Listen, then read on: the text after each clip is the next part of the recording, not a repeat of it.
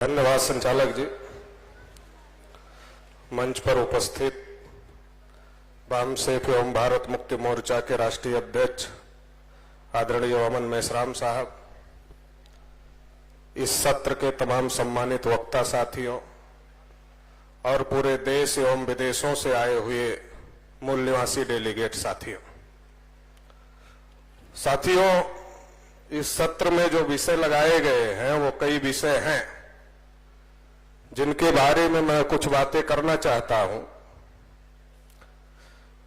एक तो जो भारतीय संविधान है, भारतीय संविधान में बैकवर्ड लोगों के लिए रिजर्वेशन की व्यवस्था संविधान निर्माताओं ने की थी।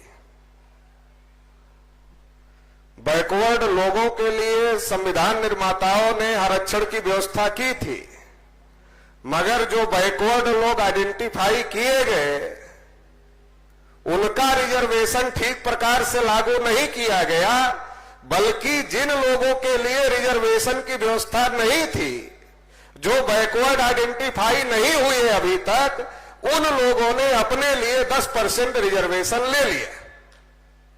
तो इस बात को हम लोगों को समझने की जरूरत है कि देश में जो स्थिति है कि ओबीसी समाज के लोग एक लंबे समय से इस बात की मांग कर रहे हैं कि हमारी संख्या अगर 1931 की जनगणना के अनुसार 52% है तो हमको 52% रिजर्वेशन मिलना चाहिए।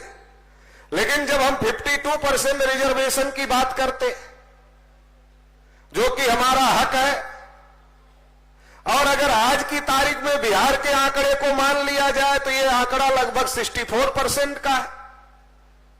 अगर देश भर में जाति आधारित जनगणना होती है तो इसके आधार पर यह आंकड़ा सामने आ सकता है, और ऐसा अनुमान लगाया जा रहा है कि यह आंकड़ा 60% से एबव आ सकता है। मगर इतनी बड़ी जो ओबीसी की आबादी है, उस ओबीसी आबादी को अधिकार वंचित करके रखा गया है, और इसके लिए सुप्रीम कोर्ट से यह आर्डर आया कि 50% से ज्यादा रिजर्वेशन नहीं हो सकता।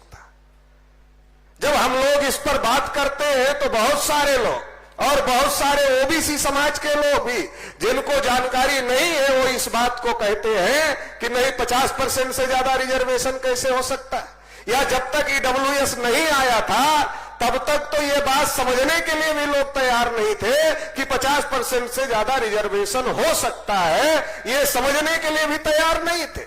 क्योंकि ओबीसी समाज के लोगों को रिजर्वेशन चाहिए, नौकरियां चाहिए, मगर पढ़ना नहीं चाहिए।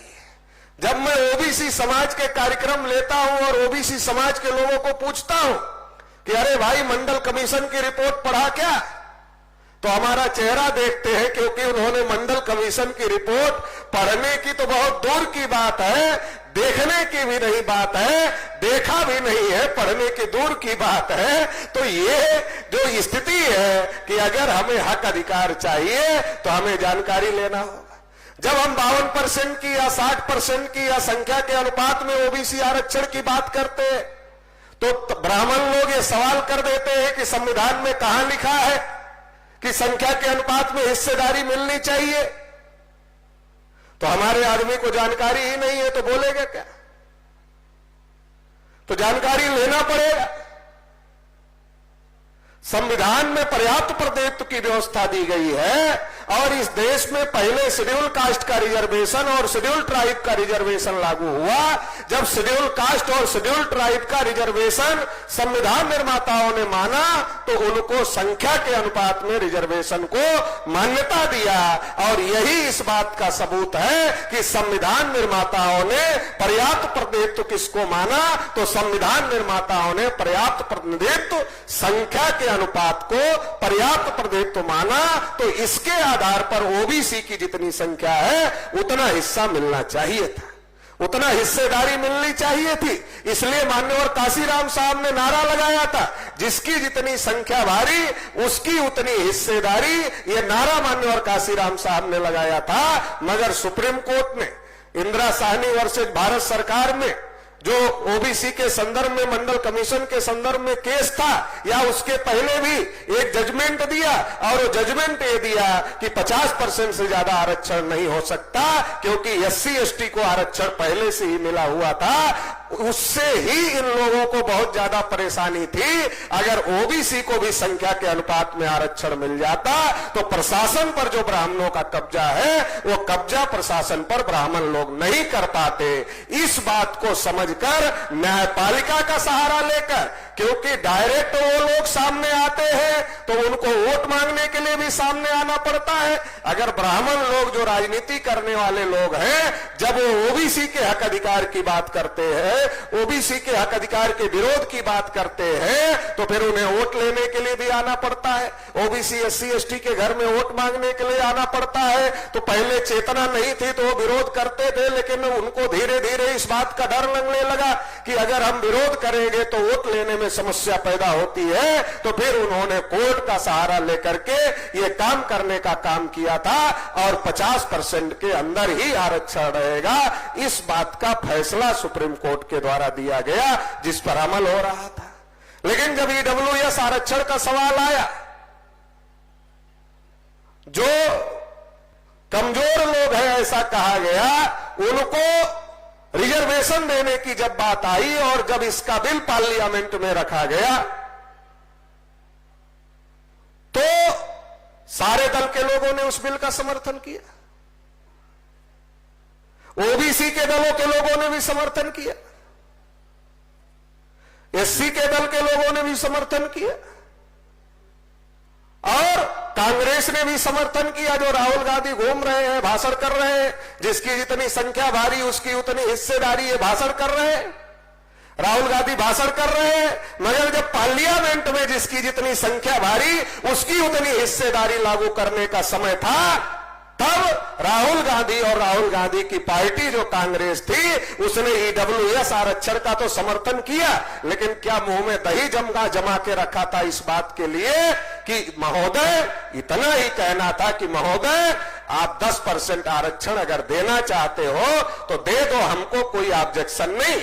क्योंकि मैंने पूछा तमाम बैकवर्ड क्लास के नेताओं को कि भाई आप लोगों की पार्टी ने जो संविधान में व्यवस्था नहीं थी ऐसे आरक्षण को क्यों सपोर्ट किया, तो कहा नहीं, उनको नाराज नहीं किया जा सकता।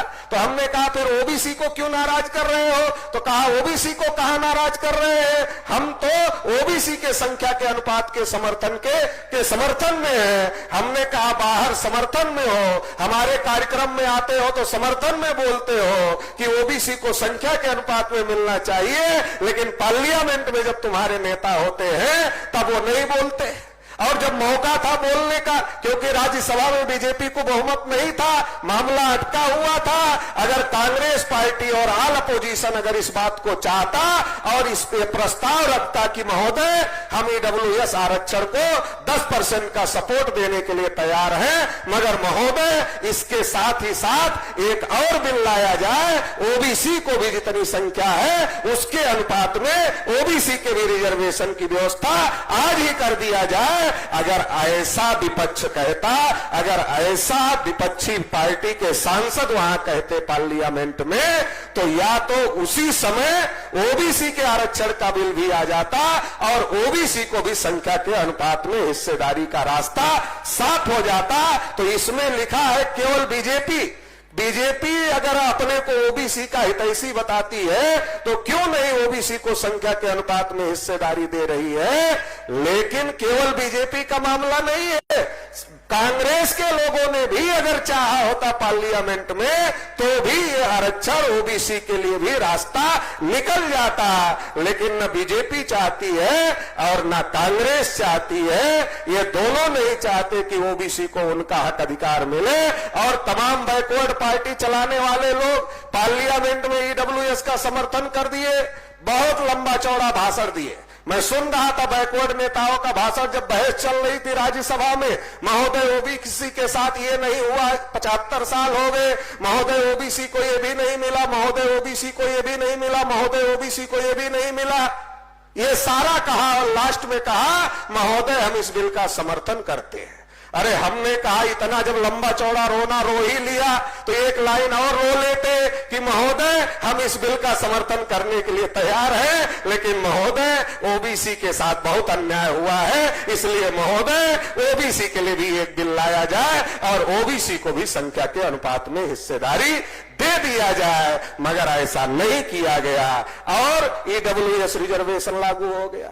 जो सुप्रीम कोर्ट ने कहा था 50% से ज्यादा रिजर्वेशन नहीं हो सकता, उसी सुप्रीम कोर्ट ने ईडब्ल्यूएस रिजर्वेशन पर मोहर लगा दिया। चलो मोहर लगा दिया तो अब 50% से ज्यादा रिजर्वेशन हो सकता है। अब 50% से ज्यादा रिजर्वेशन हो सकता है तो ओबीसी के लिए 50% से ज्यादा रिजर्वेशन लागू क्यों नहीं किया जा रहा है, यह बात ओबीसी को समझने की जरूरत है।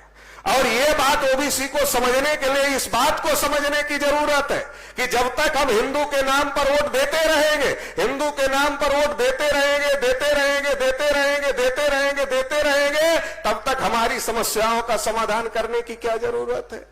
जब वोट हम हिंदू के नाम पर दे रहे हैं तो ओबीसी को संख्या के अनुपात में भाजपा को हिस्सेदारी सुनिश्चित करने की क्या जरूरत है।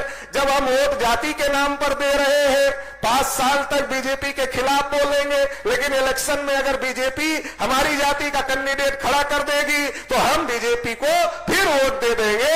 अगर इस प्रकार से हम वोट करते रहेंगे तो बीजेपी वाले, आरएसएस वाले हमारे समाज के कैरेक्टर को भी समझते हैं और वो जानते हैं कि इनका वोट कैसे लिया जा सकता है और इसलिए वो हमारी समस्याओं का समाधान नहीं करते हैं। तो इसलिए इसको लेकर ओबीसी को जागृत करने की जरूरत है।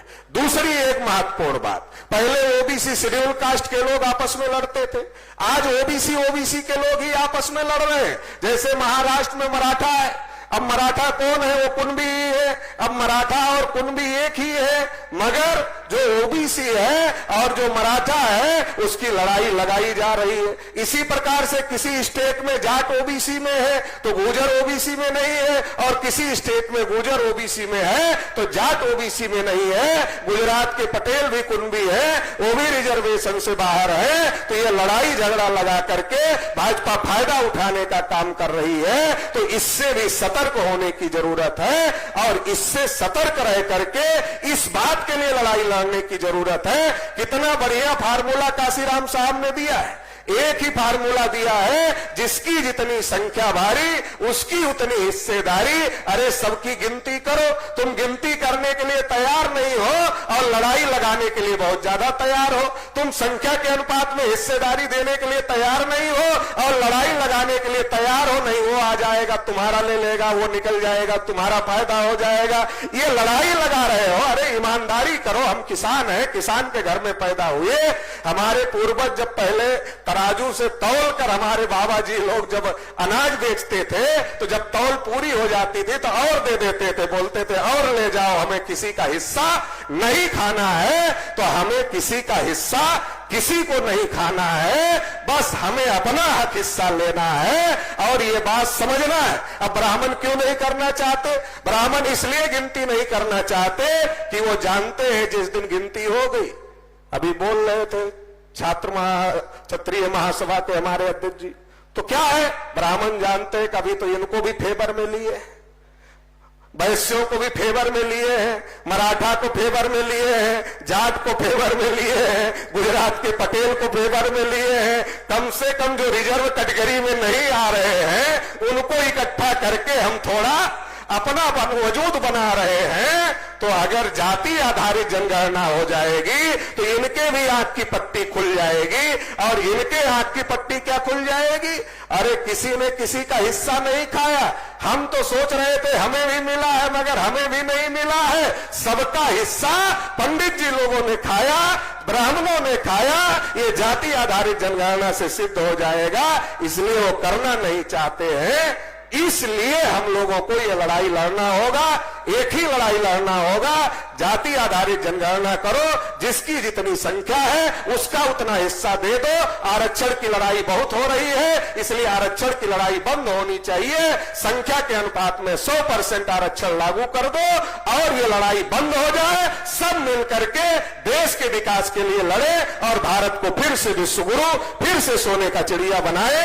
इसके लिए हम लोगों को संगठन को मजबूत करना होगा और लोगों को समझाकर इसके लिए आंदोलन खड़ा करना होगा। इसके लिए यहां से जाकर आप लोग कोशिश करेंगे। इस आशा उम्मीद के साथ आप लोगों ने मुझे सुना, इसके लिए बहुत बहुत आभार, बहुत बहुत धन्यवाद। जय मूल्यास।